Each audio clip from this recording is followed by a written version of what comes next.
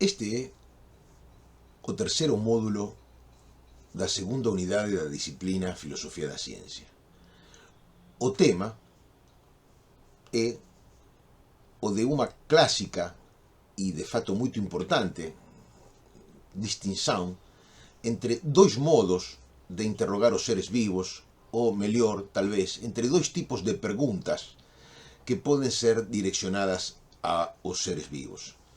As preguntas pelas llamadas causas próximas, né, e as llamadas, ás veces, preguntas pelas causas remotas ou preguntas pelas causas últimas dos fenómenos biológicos. E aí, né, a razón da miña dúbida respecto de o termo a utilizar é porque, como veremos depois, há unha certa dificultade en como traducir o termo inglés ultimate, né, que é aquele que se ten oposto, né, ao conceito de proximate para establecer esta polaridade entre causas próximas ou proximate e causas últimas ou ultimate dos fenómenos biológicos.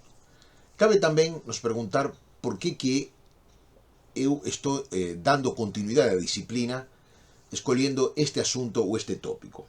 E a resposta é relativamente simples de dar. Este tema, o da distinción próximo-remoto, esta distinción entre preguntas pelo como e o porqué dos seres vivos, né? Ya vamos a explicar todo eso, né? É unha distinción de carácter estrictamente epistemológico, né? É unha distinción epistemológica, producto de unha reflexión epistemológica, cuya necesidade, máis unha vez, né, como aconteceu con o tema da especie, foi claramente percibida pelos propios biólogos, né? É un problema epistemológico cuya colocación inicial a gente debe aos propios biólogos, concretamente máis unha vez aquí, aos biólogos evolucionistas, né? Que estaban tentando caracterizar o tipo de pregunta, o tipo de cuestión que eles direccionaban aos seres vivos. Se trata entón máis unha vez como acontece como acontecía con a pregunta sobre o conceito de especie, de unha clásica pregunta epistemológica, de un bon exemplo de pregunta epistemológica, mas que ao mesmo tempo é un bon exemplo de como son os propios biólogos os que, pelo desenvolvimento do traballo dele, pelo andar de súas polémicas, pelo andar tamén de súas pesquisas, son levados a colocar este tipo de cuestións. E no caso, é sobre todo unha distinción. E falando desta distinción, né, entre como e por qué dos fenómenos biológicos, ou entre causas próximas e causas últimas, né, dos fenómenos biológicos, né, eu acho que se pode lembrar alguma coisa que diz Samuel, que falou, né, escribió mellor, Samuel Coleridge, aí no inicio do século XIX, né, en un contexto totalmente alheio a este ao cual nos estamos refiriendo, né, que é o contexto da biología evolutiva. Pensen vocês que Darwin publica o libro dele en 1859, quer dizer que o contexto este no cual está falando Coleridge non ten a ver con a biología evolutiva, ni siquiera ten a ver con a biología. De fato, Coleridge, que era poeta, ensaísta, né, tamén se permitió alguna incursón no que nós poderíamos chamar hoxe de filosofía da biología, e ele escribió un texto, un libriño moito interesante, evidentemente era un cara que entendía sobre o asunto, né? Sobre a biología da súa época, titulado, se podría traducir o título algo así como Dicas para a conformación de unha teoría da vida máis comprensiva, né? É un texto onde ele va a defender tesis de carácter vitalista, criticando aínda o grande vitalista de inicio francés do inicio do século XIX e fins do século XVIII, que foi Xavier Bichat. Entón, aí temos un Coleridge, né, interesado neste tema de biología, mas o que eu ia lembrar dele é unha afirmación que ele escreve, né, moito bonita, acho moito apropiada para noso tema, que ele escreve nun ensaio sobre poesía, né? E ele diz aí: a tarefa da disertación filosófica consiste simplesmente en distinguir, embora seja privilégio do filósofo non esquecer jamais que distinción non é divisão. Ou seja, A análise filosófica é unha análise que necesariamente ela sempre é levada a trazar distinções. Os conceitos se van aclarando, as cuestións, os presupostos que nós queremos elucidar van ficando claros na medida en que nós vamos trazando distinções. Sen lembrar, sen esquecer, claro, que esa distinción non significa unha división ou estar separando coisas ou opondo coisas. Significa simplemente ver as diferenzas lá donde elas son pertinentes de ser enxergadas, e nós vamos a ver o pertinente e o importante que pode ser esta distinción entre dois tipos de preguntas sobre os seres vivos. Unha distinción que, como eu já falei, foi percibida pelos propios biólogos evolutivos, e nós vamos a entender, incluso con un exemplo histórico, a partir de un exemplo histórico, como que eso llegó a ser así, como que ese problema llegó a ser percibido. Porém, antes de entrar en esa cuestión, eu gostaria que vocês lembrasen somente de algo que pode ser útil neste momento antes de iniciar esta discussão. Por enquanto não é esse o tema que nós temos que discutir, mas lembrense, por favor, de uma distinção que, en definitiva, a leitura do texto de Meyer, daquele capítulo de Meyer de o desenvolvimento do pensamento biológico, vai mostrar a vocês qual é a relação que esta cuestión ten con a distinción próximo remoto sobre a cual comenzaremos a discutir hoxe. Estou me referindo a unha distinción entre dois tipos de biología, dois estilos, ou se vocês queren, por enquanto, de unha forma puramente, distinguindo de unha forma puramente anecdótica, se vocês queren, unha distinción entre dois espazos nos quais a biología se pode desenvolver. Dois espazos onde a pesquisa biológica se pode desenvolver. Un é o espacio do laboratorio e outro é o espacio da biología de campo. O que nós vamos a falar hoxe ten moito a ver, aunque non seja exactamente o mesmo, ten moito a ver con esa distinción entre esa biología laboratorial, que é unha biología sobre todo de experimentos, e en contraposición a esa biología que é a biología dos naturalistas, non é a biología do biólogo de laboratorio, é a biología do naturalista, que é unha biología que utiliza máis a observación, que tamén isto é un tema que aparece no capítulo aquele de Meyer que vocês ten que ler, máis a observación do que o experimento, e que ela ten máis a ver con o desenvolvimento de disciplinas como a ecoloxía e a biología evolucionaria, en cuanto que a outra biología, que é a biología de laboratorio, ten máis a ver con, por exemplo, o desenvolvimento da biomedicina ou da biotecnología. No próximo módulo a gente vai discutir isto máis de perto, e mostrando máis de perto a relación que isto ten con a distinción entre preguntas pelas causas próximas e preguntas pelas causas biológicas, e vamos a presentar esta cuestión de unha forma máis precisa. Por enquanto, só peço a vocês que lembren desa distinción para entrar no asunto que nós vamos a entrar. O asunto, como eu digo, é a colocación, é a razón de ser da distinción próximo remoto, mas ela vai aparecer moito ben, mesmo que os termos non aparezan tan claramente, en unha discusión acontecida, ou unha pequena polémica, non moito célebre, mas unha polémica que acontece nos meios científicos ingleses, nos meios biológicos ingleses, lá no ano de 1908, quer dizer, há máis de 100 anos, Sitúen isto debidamente, en 1908, quer dizer, estamos falando de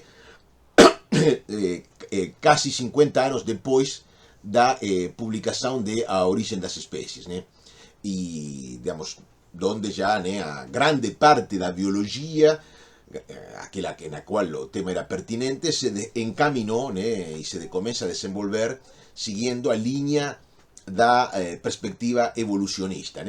E en ese contexto que vai se dar unha discusión, un intercambio mediado por textos de ideas entre dois biólogos bastante importante en ese momento na comunidade de biólogos ingleses de aquele inicio do século XX. Un deles é John Brentland Farmer e o outro é o biólogo evolucionista importantísimo Edward Poulton. ambos dois tiveron unha longa vida e ambos dois foron responsáveis por unha obra científica moito importante. Ambos dois ten sido moito influentes no desenvolvimento da ciencia na Inglaterra, e dado ao peso, sobre todo na época da ciencia inglesa, eles tamén o traballo deles seguramente pode ser considerado como un traballo de grande impacto internacional. Falemos primeiro de John Bredland Farmer, un clásico biólogo de laboratorio. A área de pesquisa dele era a fitofisioloxía experimental, mas alén do máis, alén de su área de traballo ter sido a fitofisioloxía experimental, ele foi tamén foi tradutor de Hugo de Vries. Hugo de Vries é moito importante porque ele desenvolveu na época de aí na virada do século XIX para o século XX, sobre todo no inicio do século XX, unha teoría da evolución alternativa á teoría darwiniana. Aquilo que en algúns libros é lembrado como mutacionismo, unha teoría da evolución donde as mudanzas evolutivas non acontecían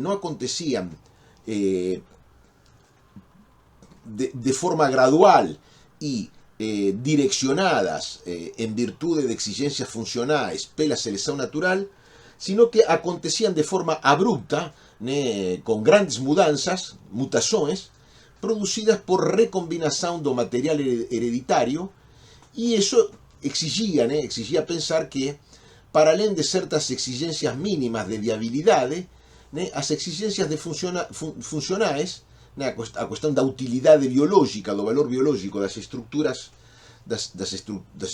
de plantas e animais, non eran tan relevantes así, non eran tan importantes para entender o percurso de evolución cuanto os biólogos evolucionistas pretendían, os biólogos, darwinistas pretendían. Para o darwinismo, se decía, sobre todo na época, tenía unha perspectiva fortemente utilitarista dos seres vivos. Os seres vivos eran vistos como permanentemente postos en xeque por un medio ameazador.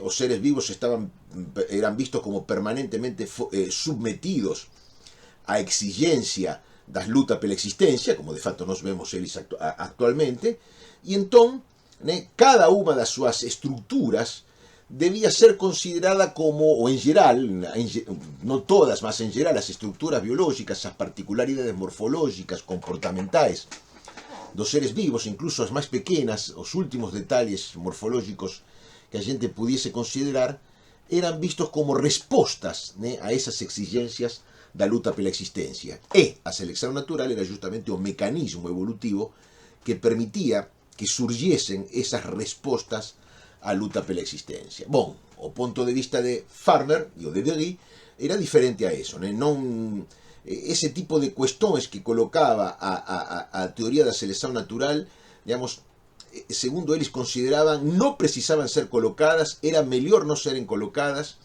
e había unha suposta perspectiva para explicar a teoría da evolución, que sería o mutacionismo, que podía ser unha alternativa moito máis satisfactoria que a teoría da selección natural, e alén do máis compatible con o mendelismo, con as teorías de Mendel, que, como se dice, digamos, usando a expresión corriquera, as teorías ou leis de Mendel que acababan de ser redescobertas no ano 1900. O sea,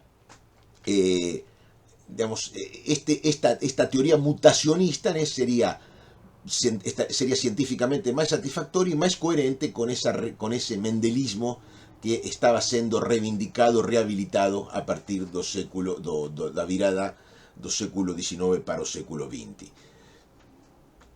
É claro que desa teoría de Vries e adoptada por Farmer non ficou nada, o único que ficou foi o termo mutación. O termo mutación de alguma forma foi incorporado no léxico da biologia evolutiva contemporánea, mas da propia teoría ela já é uma, digamos assim, sobre todo é uma peça de museo, algumas pessoas ven alguma relação entre ela e a teoría do monstro promissor, o monstro promissorio máis apresentada na década de 1940-50 por o biólogo evolucionista Golmich, mas eu acho que mesmo así ela non ten tanta relación como podería se parecer, porque a teoría de Golmich ainda é unha teoría que liga para as exigencias do medio ambiente, en cuanto que esta perspectiva de Farmer e de Very no, digamos, tendía a ignorar a importancia dese aspecto na evolución e na biología en geral. Bom, o outro personaje da polémica, o outro protagonista é Edward Poulton, un naturalista, un cara que traballa nos dois espazos típicos do naturalista, o campo e o museo. Ele é un home de naturalista de campo e de museo como corresponde a un bon naturalista. E sua área de trabalho é uma área muito clássica na biologia, muito importante na biologia evolutiva de fim do século XIX, início do século XX, que é o trabalho sobre colorações. A maior parte da biologia evolutiva do século XIX se dedica a desenvolver uma parte do programa darwiniano. Digamos, de fato, a maior parte do traballo en biologia evolutiva no século XIX se desenvolve no dominio das reconstruccións filogenéticas, biogeografía, paleontología, embriología comparada, a propia clasificación, todo se organiza en volta das reconstruccións filogenéticas.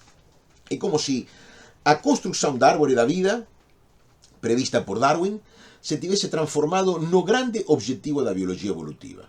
Mas, paralelamente a ese grande programa de pesquisa hegemónico, que foi, digamos, aquele ao qual a maior parte dos naturalistas se sumaron, adoptando a perspectiva evolucionista como propia, paralelamente a eso, há unha outra liña de traballo que teria a ver con o que depois Stephen Jay Gould e Richard Lewontin chamaron de programa adaptacionista, que é justamente aquela parte da biologia evolutiva que estuda a estructuras biológicas considerando que elas ten ido mudando, ten ido evoluindo en virtude das exigencias da luta pela existencia. Por razóns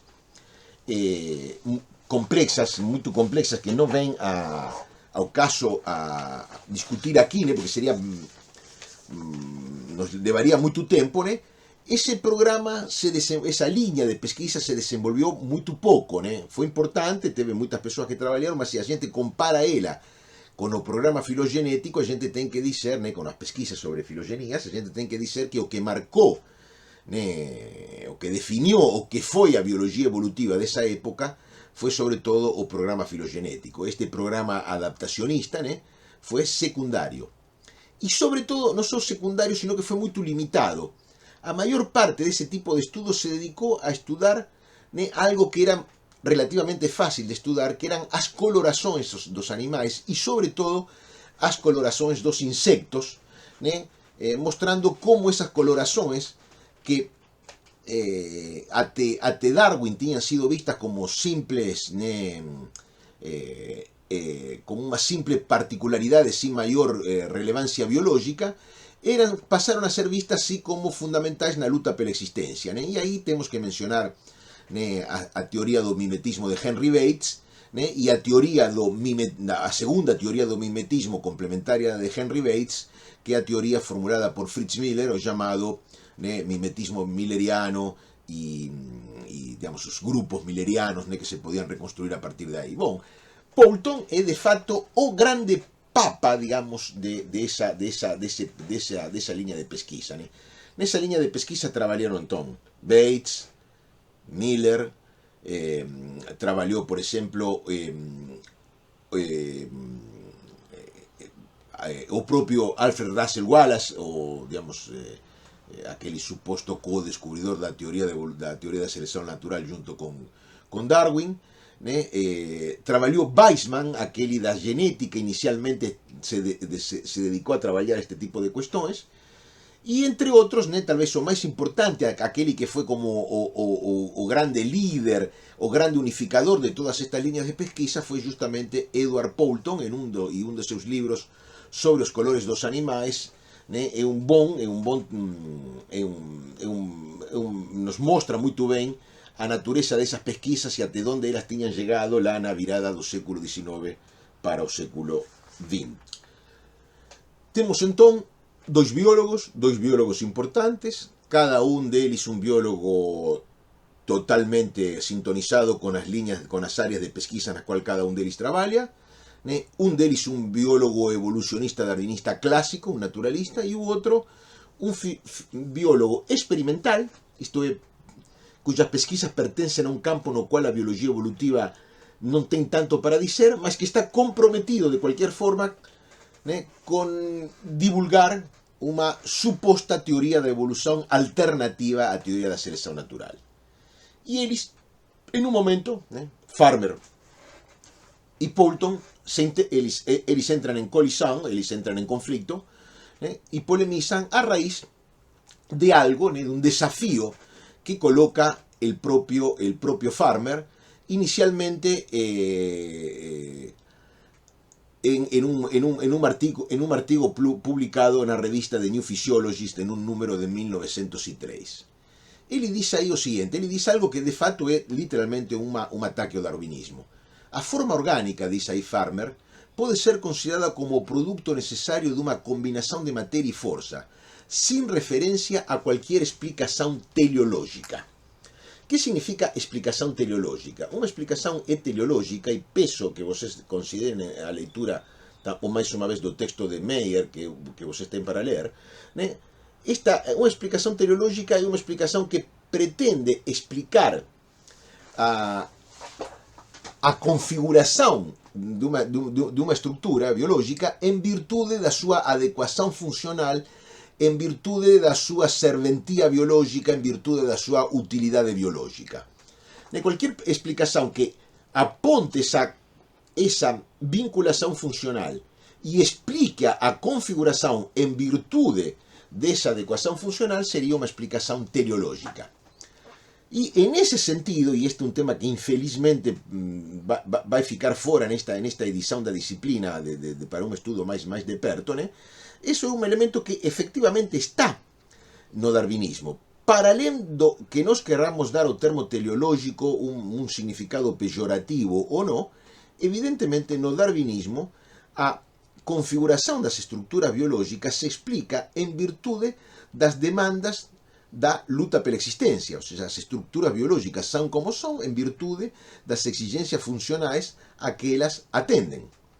Né? Lembren vocês que a variación hereditaria, non se confundan, por favor, a variación hereditaria é ao acaso, sin, porén, a selección natural é justamente un mecanismo anti-acaso, né, que, digamos, aceita ou rejeita, premia ou castiga esa variación en virtude justamente de ela ser ou non funcionalmente conveniente.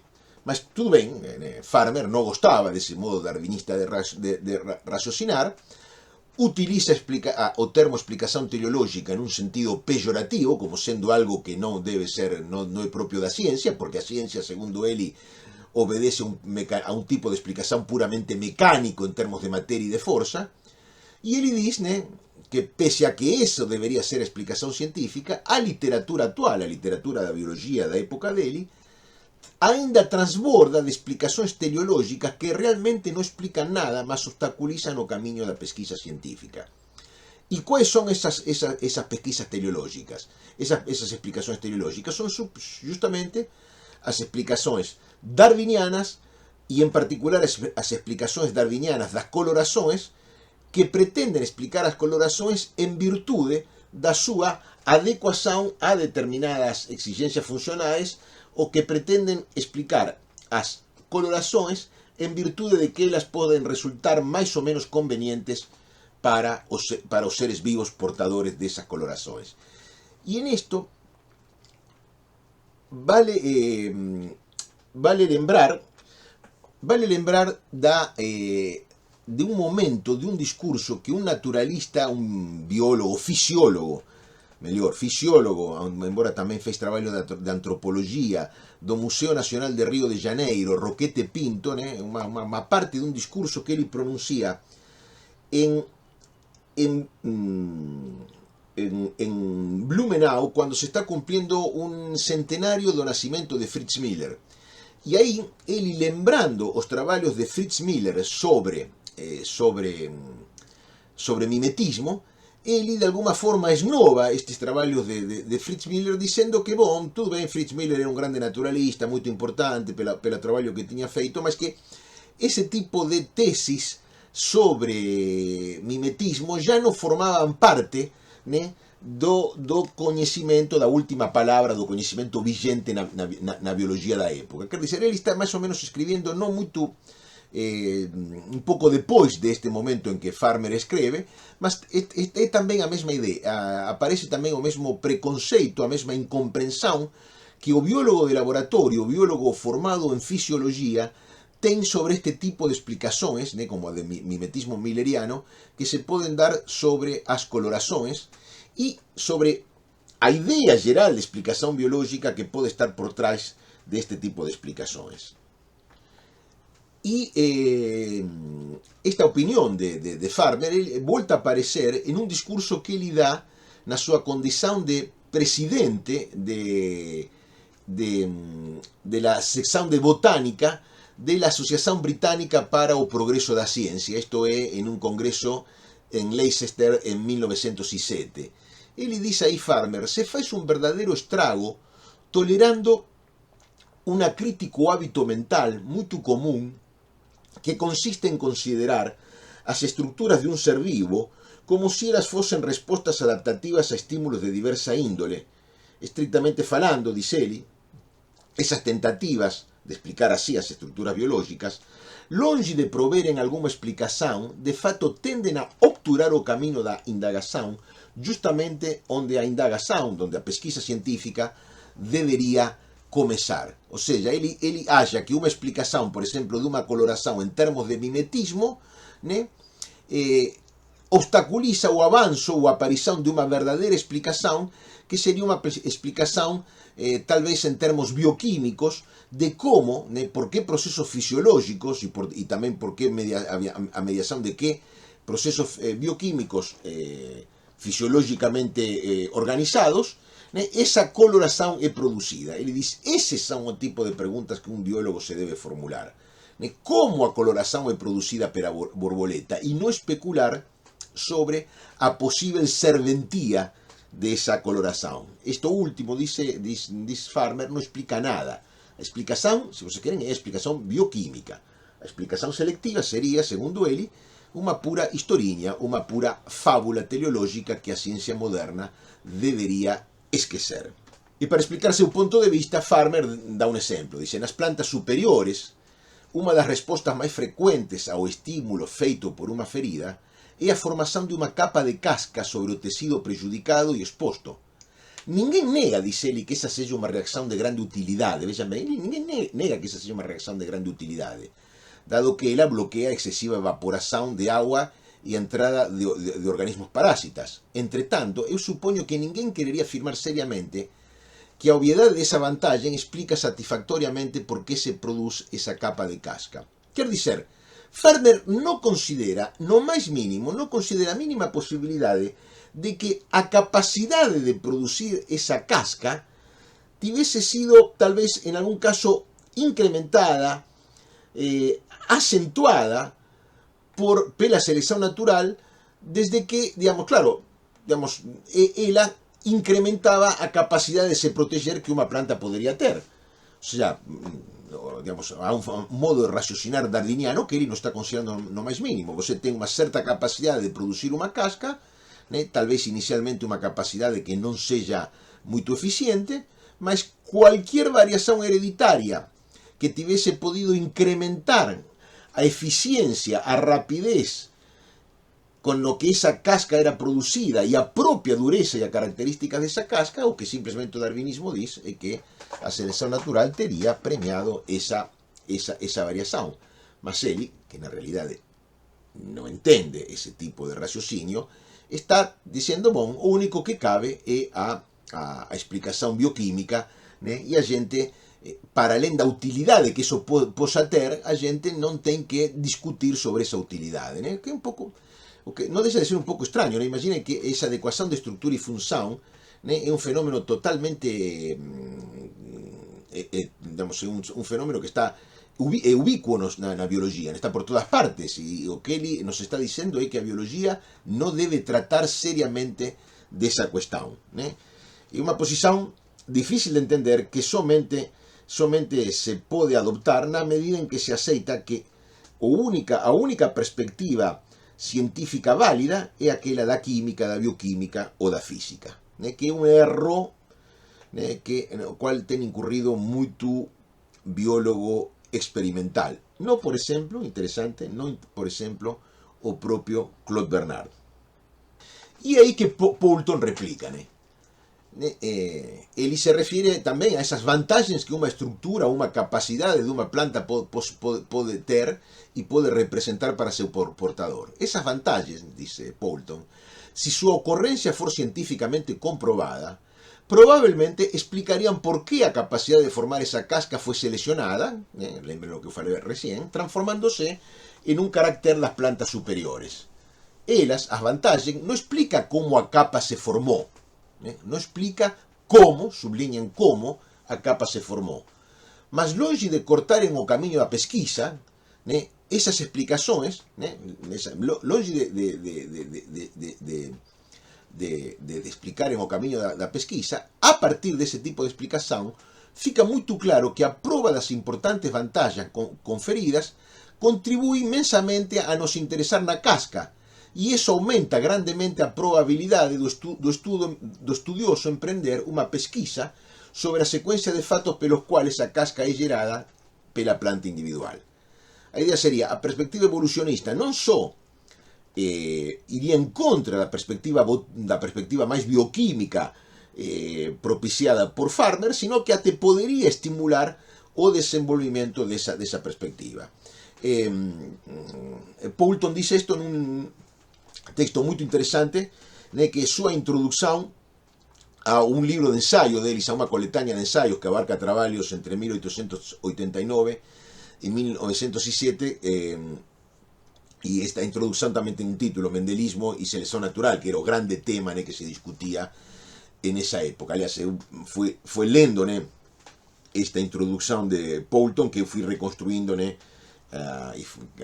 fui levado a analizar as posições do Farmer. E Poulton ainda diz, nesse mesmo texto, as explicações que a seleção natural oferece da origem e da evolução de certos traços adaptativos das plantas, de certas características adaptativas das plantas, não só explicam esses fenômenos, mas também nos dão indicações sobre as sequências de fatos que fazem esses caracteres se desenvolverem no indivíduo.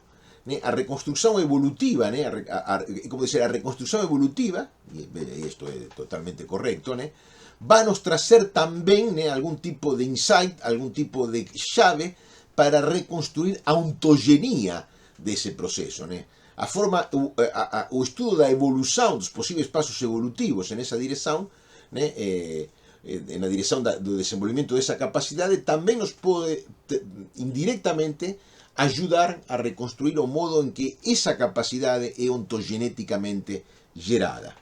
Os darwinistas sempre têm aceito que a ontogenia pode jogar luz sobre a filogenia e a filogenia pode jogar luz sobre a ontogenia. Não é necessário ser um recapitulacionista estricto como Fritz Müller ou Ernst Haeckel para aceitar essa ideia al respeito. E como nota rodapé, recomendo a leitura do livro de Stephen Jay Gould, Ontogenia e Filogenia, que é muito claro a este respeito.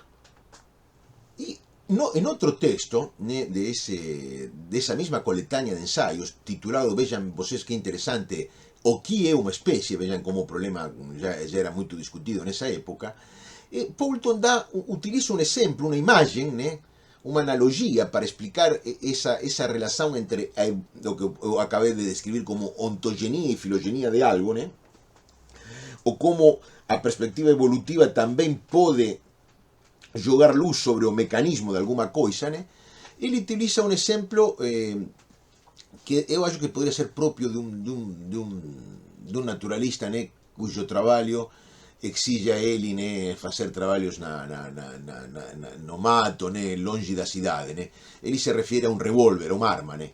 Dice, un revólver moderno, imaginemos eso, más 6 tiros da época, ben construído e carregado, dispárase, para ben ou para mal, quando se aperta o gatillo. Né? Mas a propia existencia do revólver, né, digamos, unha coisa é o mecanismo, né, o mecanismo pelo cual o revólver se dispara pelo gatillo, né, aí temos un mecanismo. Mas a propia existencia do revólver depende de unha longa serie de etapas pasadas, cada unha das quais foi máis vantajosa que súa predecesora. O recoñecimento desa historia non obstaculiza o camino de indagación, mas até estimula e suxere un estudio minucioso e inteligente do mecanismo final en toda a súa complexidade. Quer dizer, se a gente quer entender como un revólver é da forma que ele é, por que ele funciona da forma en que ele funciona, como actúa su mecanismo e por que o mecanismo dele ten a estructura que ten, a gente teria que tamén facer unha historia dos revólveres.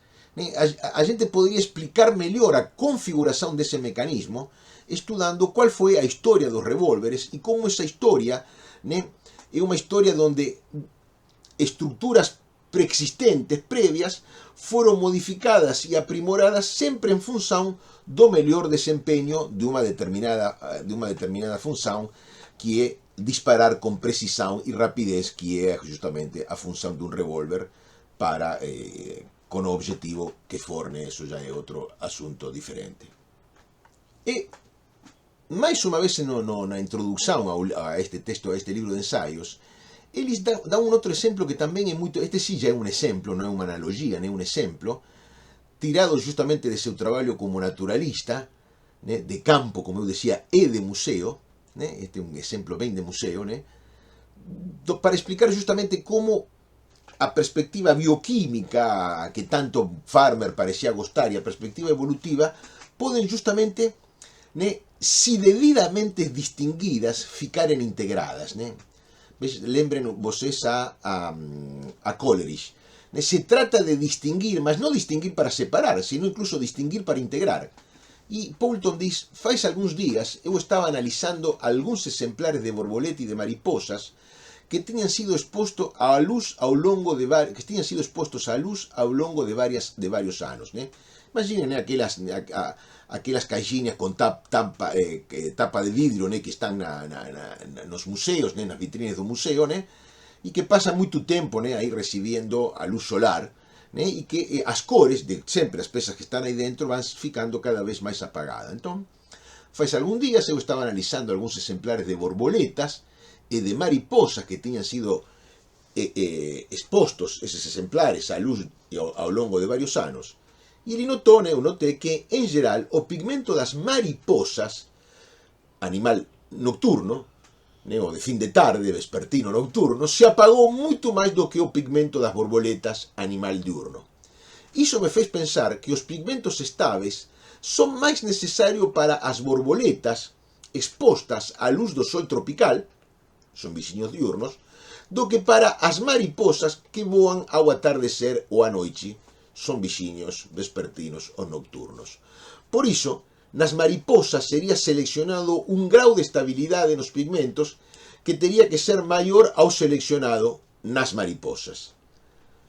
O sea, e aí entón ficaría colocado o tema bioquímico de ver justamente cual é esa diferencia de pigmento e analizar por que mecanismos, né, a borboleta produz ese pigmento, né, e como esa produción dese pigmento na borboleta é diferente da produción do pigmento propio, né, diferente no caso da mariposa. E aí Poulton sí carrega en contra de Farmer directamente, explícitamente. Ele dice, o profesor Farmer sustentaría, claro, que esa é unha daquelas explicacións teleológicas que realmente explican nada e que, sobre todo, obstaculizan o camiño da pesquisa científica. E Poulton relembra as tesis de Farmer. Eu, en cambio, Poulton, Pelo contrario, acredito que esas explicações teleológicas, né, ese tipo de explicações, explican muito. Explican a razão de por qué foron seleccionados pigmentos con certas cualidades que se transformaron en caracteres de algunas especies. Y cuando digo razón, coloqué reason en inglés, no para que para mostrar que yo estaba leyendo original, sino para que ustedes vean que yo no sustituí, por ejemplo, la palabra que yo no es que traduce, hice una traducción de causa, escogí la palabra razón para traducir causa, no. A palabra que utiliza Poulton es la palabra razón, reason. Y después vocês lembren de esto cuando la gente discute un poquito más la idea de razón de ser. Raison d'être en francés, que es un termo también utilizado en inglés, a expresión francesa originalmente, la utilizada también en inglés. Y él dice una razón que explica o por qué, o why, también lembren en este momento, infelizmente, es necesario celebrar un poquito de termos ingleses, esa teoría, esa explicación que él da da pigmentación da borboleta o de diferencia de pigmentación da borboleta y da mariposa, explica a razón de por qué fueron seleccionados pigmentos con ciertas cualidades que se transformaron en caracteres de ciertas especies. O sea, él no está renegando, no está diciendo a explicación que yo no es teleológica, él no está ni ahí la discusión. Si você quer caracterizar era como teleológica, caracteriza era como teleológica. De facto, él incluso va a explicar por qué eso no es totalmente incorrecto. Mas o que él sí quiere mostrar es que esa explicación cualifique la forma en que você quiera cualificar, es una explicación pertinente e iluminadora do fenómeno biológico. Y Poulton dice, en el mismo texto, esa explicación es verdad, no explica cómo, how, pudieron surgir pigmentos con las cualidades de esos que de facto fueron seleccionados. Eso o sea, a bioquímica do pigmento, o mecanismo fisiológico pelo cual a borboleta produce o pigmento, no es explicado pela explicación selectiva darwiniana. Mas longe de fechar o camino de pesquisa, esa hipótesis darwiniana asinala dito camino. De facto, una pesquisa ulterior sobre la naturaleza química de esos pigmentos y sobre los pasos a través de dos cuales esos pigmentos surgen en los individuos es ahora más probable do que antes do que a hipótesis darwiniana fuese levantada. Otra vez, a hipótesis darwiniana estimula en lugar de obstaculizar o desenvolvimiento até da propia pesquisa bioquímica.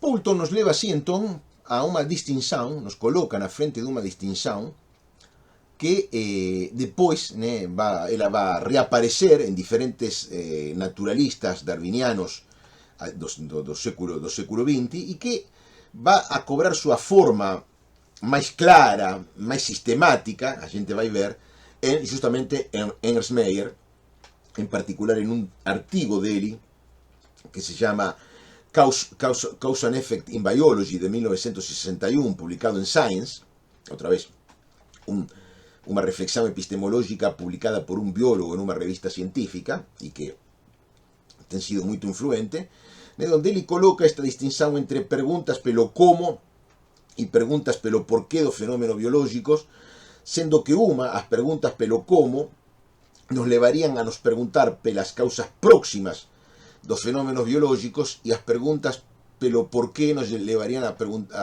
nos interrogar pelas causas últimas o remotas. Y otra vez aquí llegamos al tema de la dúvida de la traducción.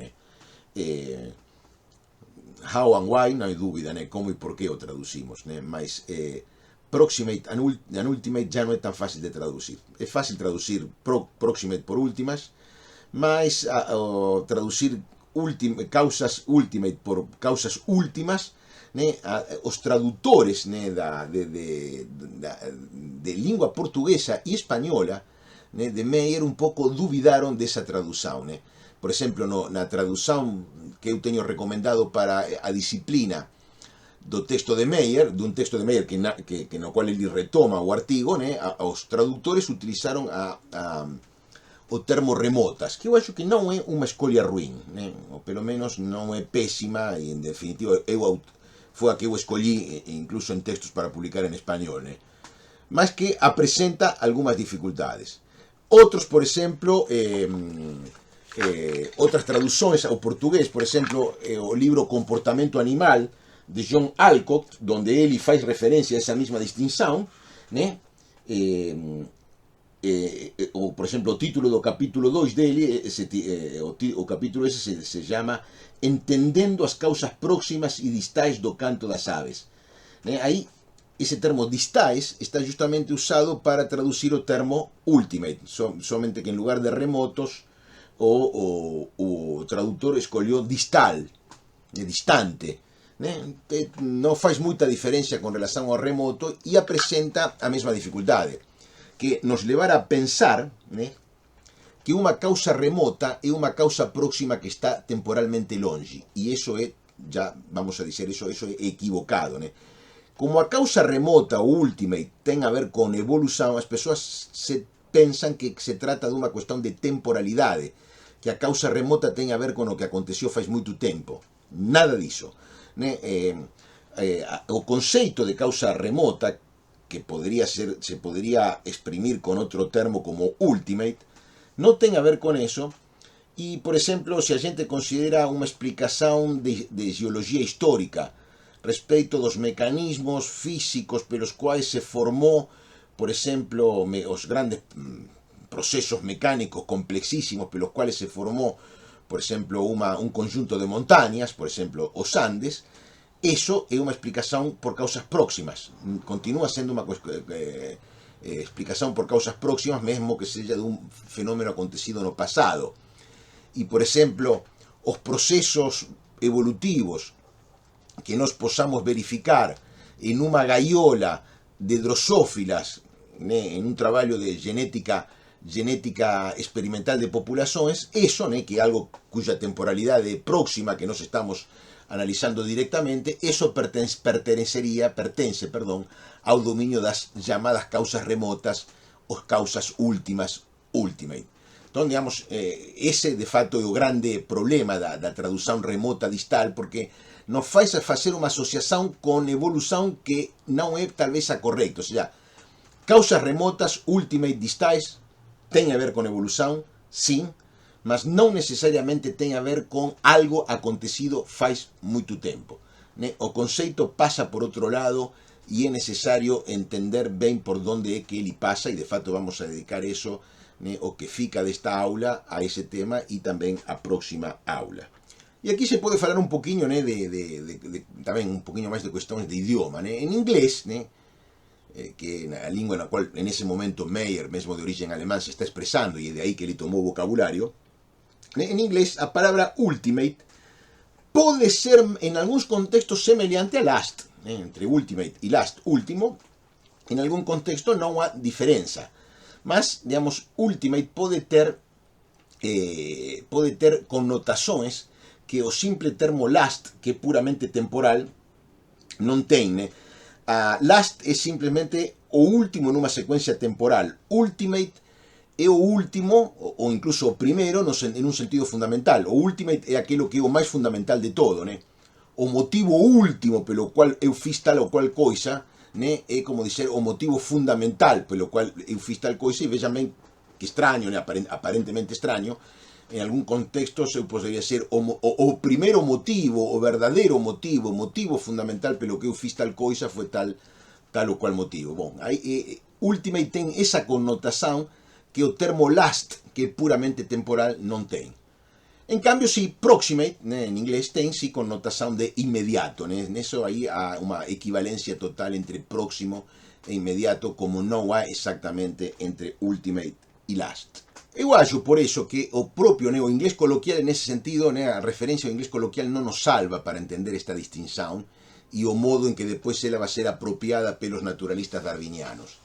Eu acho que é mellor para isto nos remitir máis longe, e ir aos inicios da ciencia moderna, aos séculos XVII e XVIII na Inglaterra, donde na literatura científica inglesa ou filosófica sobre ciencia da época, aparece esa distinción entre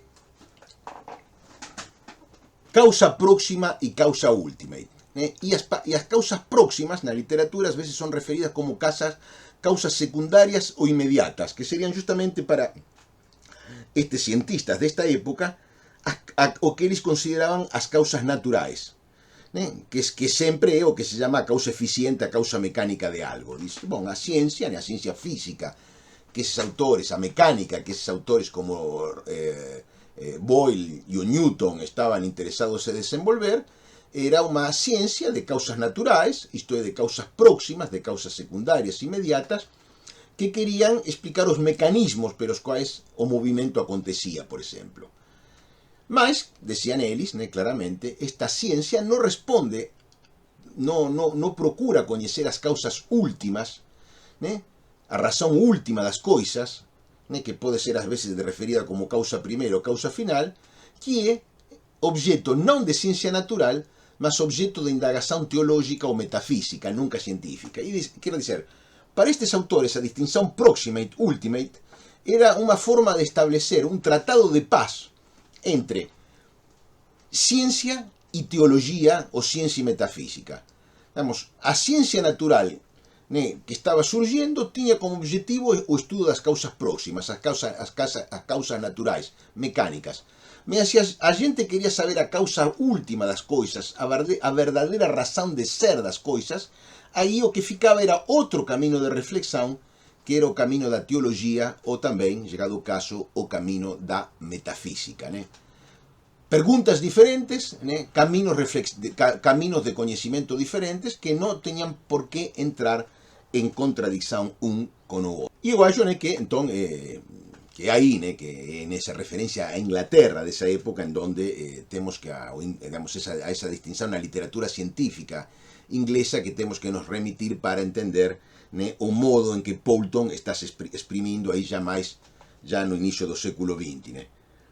Mas tamén se pode lembrar, neste sentido, a retomada que faz o Claude Bernard, eu já falei dele aqui en un dos primeiros módulos. Claude Bernard é un dos pioneiros da fisioloxía experimental, o modo en que nós entendemos a bioloxía experimental hoxe e o modo en que Farmer, o contrincante de Poulton, entendía en aquel inicio do século XX a bioloxía experimental, está marcado e definido en grande parte por este fisiólogo francés Claude Bernard, que produce os primeiros grandes resultados da fisioloxía, e escreve, alén do máis, unha obra que se pode considerar como unha grande obra de reflexión epistemológica sobre a bioloxía experimental, que é a introdución ao estudo da medicina experimental de 1865. E aí, en francés, Claude Bernard establece unha distinción entre o comando, o fenómeno biológico, e o pourquoi. O comando sería aquele que estuda as causas próximas, e ele usa esa expresión, ou segundas, ele usa as dúas palabras, máis comúnmente próximas, prochain, que a outra, mas ele usa a palabra causas próximas como aquelas que explican o como do fenómeno biológico. En troca, dice ele, as causas primeiras, os finales explican o pourquoi, o porqué. E ele diz, de fato, a biologia científica debe evitar se perder por intentando coñecer o porqué dos fenómenos, porque eso non é asunto de ciencia, eso é asunto de teología ou de metafísica. O asunto das causas próximas da fisioloxía é simplemente o estudo das causas próximas, o estudo dos mecanismos.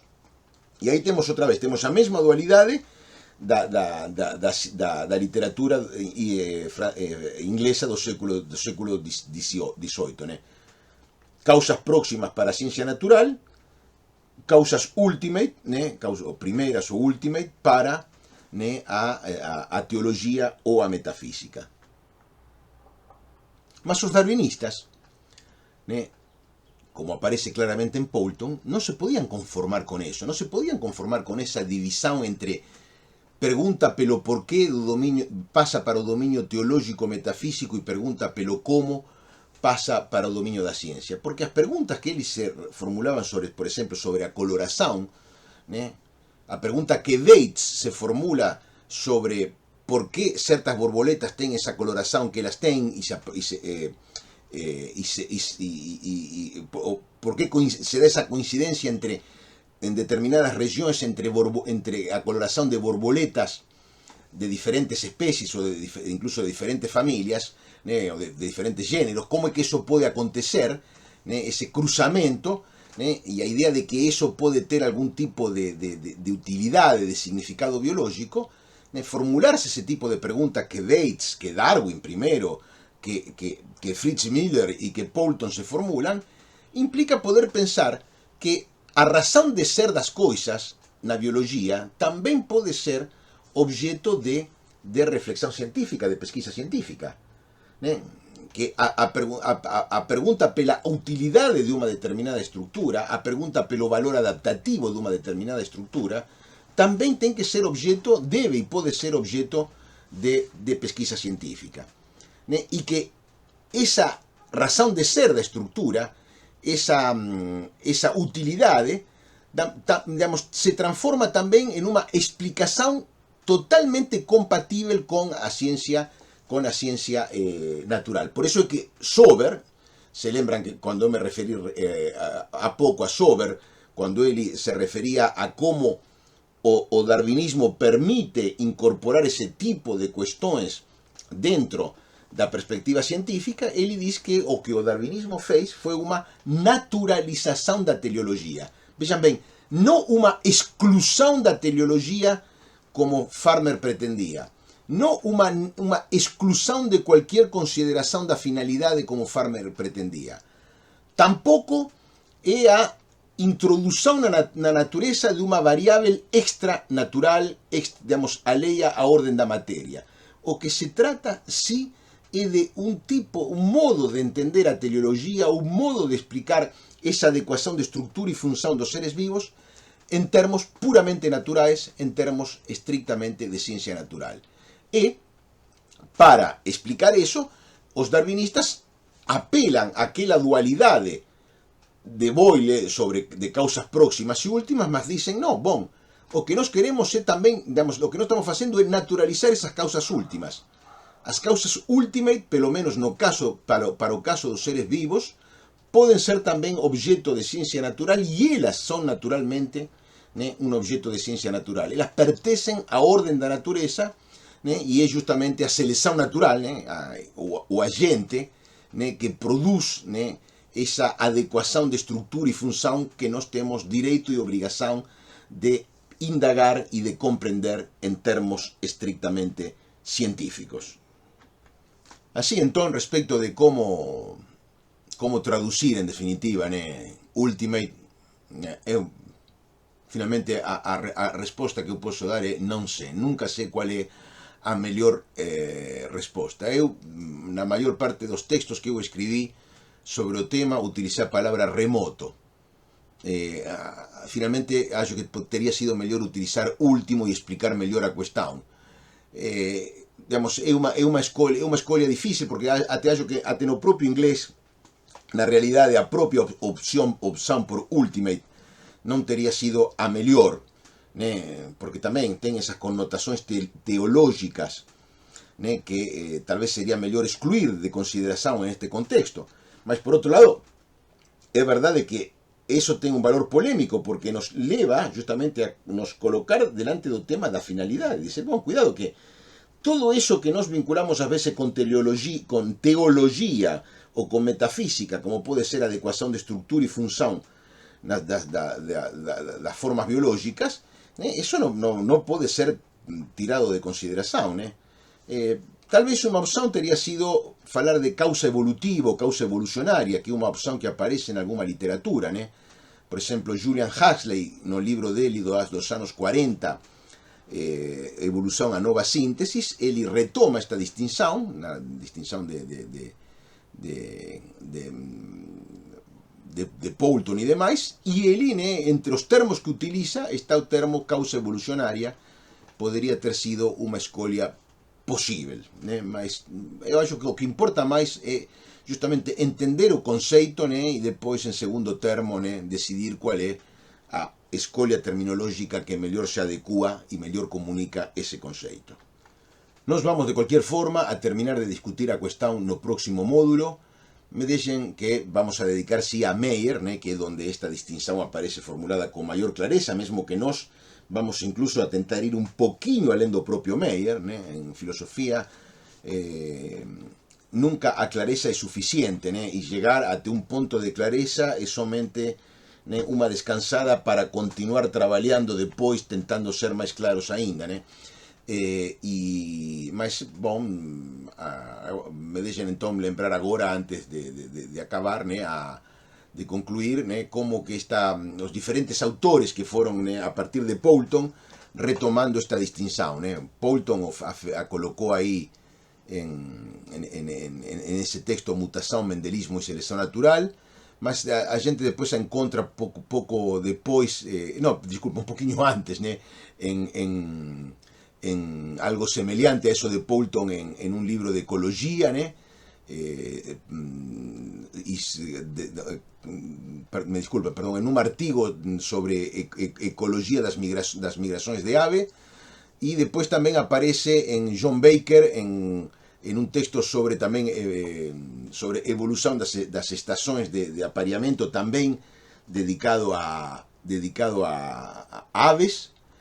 Y después sí aparece en otro libro que es de Arthur Thompson, el libro Problem of Bird Migration, donde realmente aparece muy siempre a distinción, es muy útil para aquellos que trabajan temas de migración de aves, porque justamente ellos hacen una distinción entre o mecanismo que desencadea a migración y a razón de ser biológica de esa migración. Entonces, en estos textos siempre es muy oportuno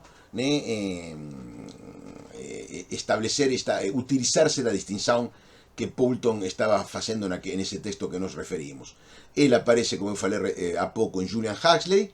Después él es retomada por un ecólogo evolutivo ya más contemporáneo que o David Lack, até o propio Meyer, que a retoma nos textos Cause and Effect in Biology, cuyas tesis fundamentais él retoma y en algunos casos hasta desenvolve un poquinho más en aquel capítulo sobre aquel segundo capítulo de o desenvolvimento do pensamento biológico, que eu espero que vocês estejam lendo para melhor acompañar nosas aulas.